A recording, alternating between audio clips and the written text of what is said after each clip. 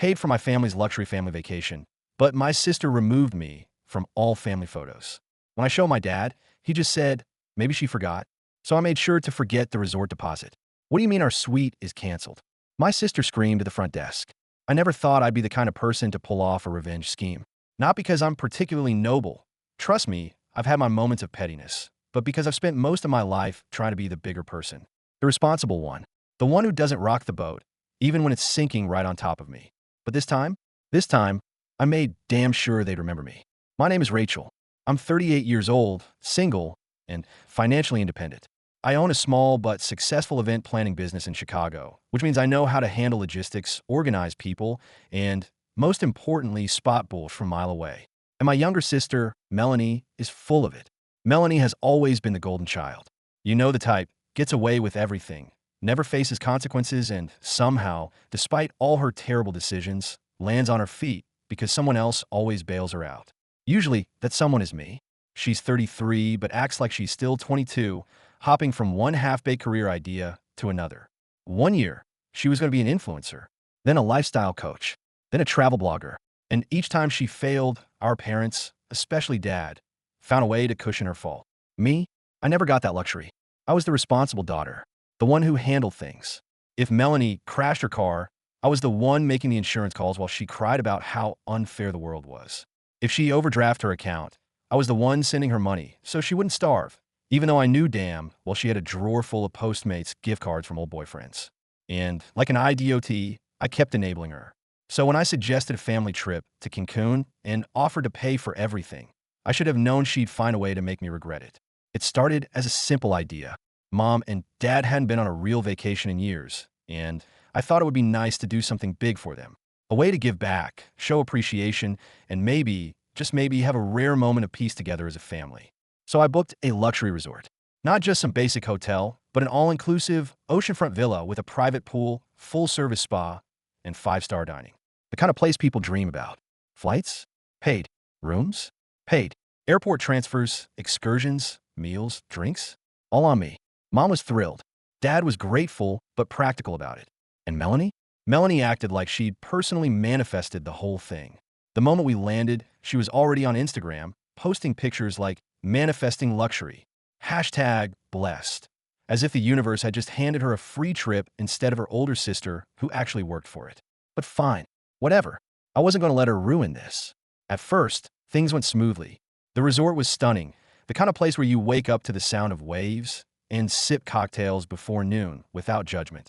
Mom and Dad were actually relaxing, and for the first time in a long time, I thought maybe this was a good idea. Then I noticed something weird.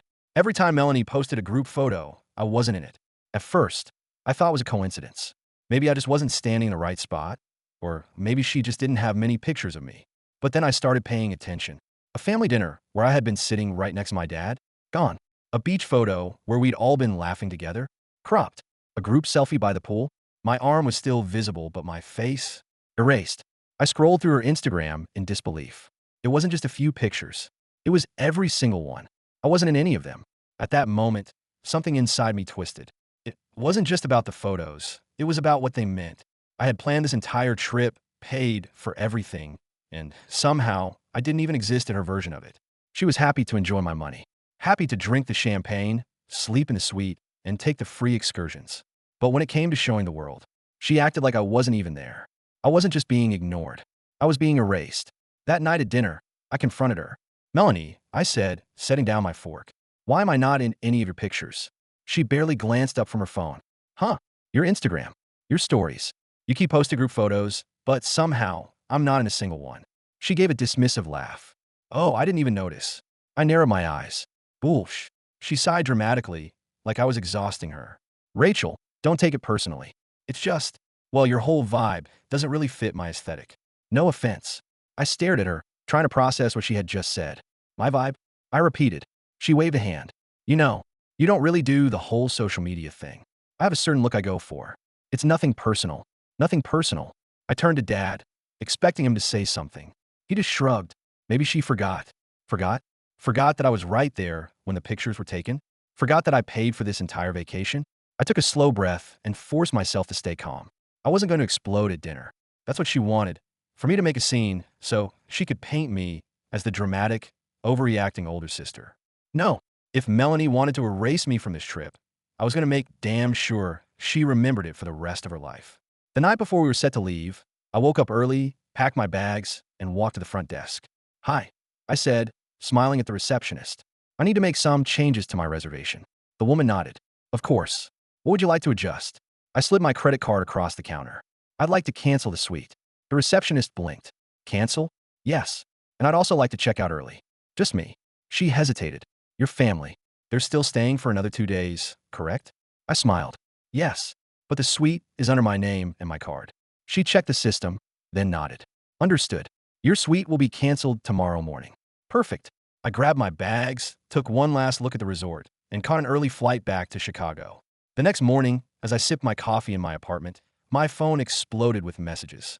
"Melanie, WTF Rachel, what do you mean our suite is canceled?" "Dad, Rachel called me." "Now." I smiled. Then I blocked her number. And for the first time in my life, I felt truly free. The first call came in before I even finished my coffee. My phone buzzed angrily against the kitchen counter, Dad's name flashing on the screen. I let it ring. A minute later, Melanie called. I watched it vibrate for a few seconds, then sent it to voicemail. Then came the text messages. "Melanie, are you seriously ignoring me right now? What did you do?" "Dad, Rachel, pick up. This isn't funny." "Mom, sweetheart, I heard what happened." "Call me?" "Mom." I hesitated for a second, then sighed and picked up. "Mom." "Oh, Rachel," she breathed, voice hushed, like she was hiding in a corner. "What happened?" "Your father's in a mood, and your sister is losing her mind." I finished. Mom sighed. "You did cancel the suite?" "Damn right I did." "Oh, Rachel." She exhaled slowly, but I could hear it. That little hint of amusement beneath her disappointment. "Mom," I said, "I paid for everything. The flights, the hotel, the food." And Melanie spent the whole trip erasing me. Do you know she actually cropped me out of every single one of her pictures? What? She literally pretended I wasn't even there, Mom. Like I didn't exist. Like my money was the only thing she wanted on that trip. Silence. Then a low, "Oh, that little witch." I nearly choked on my coffee. "Excuse me?" Mom lowered her voice even more. "I mean, obviously, I don't condone what you did, but I can see why you did it." I smirked. Mom never liked to admit when she thought something was funny, but I could hear the restrained laughter. "What's happening over there?" I asked. "Oh, your sister is having a full-blown meltdown," Mom muttered. She stormed down to the front desk in her swimsuit cover-up, hair still wet, demanding to know why the room key wasn't working. The poor girl at the counter told her the suite had been canceled, and Rachel, I swear to God, she actually screamed, "Do you know who I am?" I snorted. She started yelling about how there must be a mistake because, get this, my sister would never do something like this. "Oh, wouldn't I?" That's what the front desk lady said. I nearly dropped my mug. "What?" Mom laughed quietly. Apparently, the receptionist looked her dead in the eye and said, "Ma'am, your sister personally canceled this reservation yesterday morning." I wheezed. "So what did they do?" I asked. "Well, they had to leave, obviously. No room, no stay." I grinned. "Where are they now?" Mom sighed dramatically. "Some dingy little budget hotel near the airport." "Your father's furious, of course." "Oh, I bet. But honestly, Rachel." She hesitated. "You should probably call him back." I tensed. "He's not going to see your side of this," she warned. "He's already made up his mind that you overreacted." I rolled my eyes. "Of course he has. Just call him, honey. Hear him out." I sighed, rubbing my temple. "Fine. I'll call him later." "Good girl," she said. Then, after a pause, "For what it's worth, I think she deserved it." I smiled. "Thanks, Mom." She hung up, and I stared at my phone. One missed call from Dad. Another text from Melanie. "Melanie, you're such a bitch, Rachel. I hope you're happy." I smirked. Oh, I was. But this wasn't over yet. A few hours later, I finally caved and called Dad. He picked up on the first ring. "Rachel." I braced myself. "Hi, Dad. What were you thinking?" I sighed. "Dad, you stranded your family in another country." He snapped. "Are you out of your damn mind?" "They weren't stranded," I said coolly. "There are plenty of hotels in Cancun. They just had to stay in one that wasn't paid for by me." "That's not the point." He barked. "You don't do that to family." "Funny," I said. "I was just thinking the same thing when my sister decided to erase me from the entire vacation I paid for." Melanie told me about the pictures. He said, dismissively. She said it wasn't intentional. I let out a bitter laugh. "She cropped me out of photos, Dad. You think that's an accident?" She says she didn't realize she was doing it. "Oh, come on." "Rachel," he said, voice hard, "I don't care what happened between you two. You don't do this. This was childish. Petty." "Oh, but when she does it, it's fine." I shot back.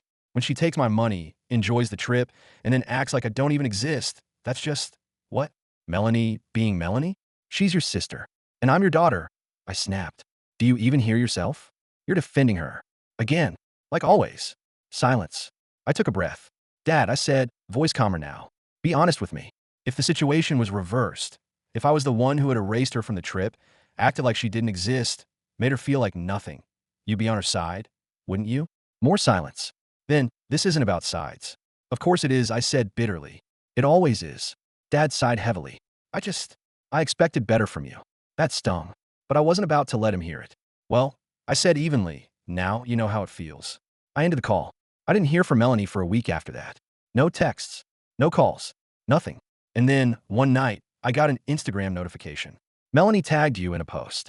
I frowned and opened it. It was a picture. A group photo from the vacation. And this time, I was in it. For a whole week, Melanie stayed silent. No texts. No calls. No passive-aggressive posts. Honestly, it was bliss. I thought she might be plotting something, but when I finally got a notification from her on Instagram, I wasn't expecting that. Melanie tagged you in a post. My brows lifted. I opened it. It was a picture from the vacation. A group shot. And this time, I was actually in it. The caption read, "Family is everything. Even when we fight, we always find our way back to each other. Love you, sis. Red heart hashtag family first hashtag no drama hashtag blessed." I laughed out loud. Oh, this was so Melanie. She wasn't apologizing. She wasn't admitting what she'd done. No, she was rewriting the story, spinning it into some fake, heartwarming reconciliation bullshit. A week ago, I was a bitch. But now that people might be wondering why her trip was cut short, now that she realized I wasn't coming crawling back, now she wanted to make peace. I could have ignored it. I could have just let her stew. But no, I had one last move to make. Instead of liking the post, I commented, "Me all love you too, Mel." Smiling face with hearts, so glad you finally decided to include me in the memories. Next time, let's try to keep it real from the start. Winking face, oh, the petty perfection of it. Polite, sweet even, but with just enough of a bite to let her know she hadn't fooled me. Within minutes, I saw the little typing bubble pop up in our texts. Melanie, what is that supposed to mean? I grinned and texted back, "Me, exactly what it says. So glad you included me." Eventually, she didn't respond right away. A few minutes later, her comment disappeared, and the whole post was gone. I cackled. Absolutely priceless. A few days later, Dad called again. This time, he wasn't mad. If anything, he sounded defeated. "I don't like how this played out," he said gruffly. "But I talked to your mother. I talked to Melanie." And? He exhaled. "Melanie knows she messed up." I raised an eyebrow. "She knows that? Or she just doesn't like that she got called out?" He didn't answer. Because he knew. "She wants to move forward," he finally said. "She thinks you two should talk." Does she? I mused. Or does she just want things to go back to normal? Silence. I leaned back in my chair, letting the weight of the moment settle in. For years, Melanie had been the one who dictated our relationship. She made the messes, and I cleaned them up. She pushed boundaries, and I let her. But now I wasn't chasing.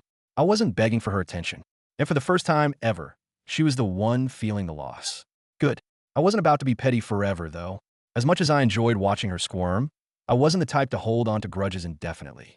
But I also wasn't about to let her back in without her knowing the rules had changed. So I told Dad, if she wants to talk, she can call me herself.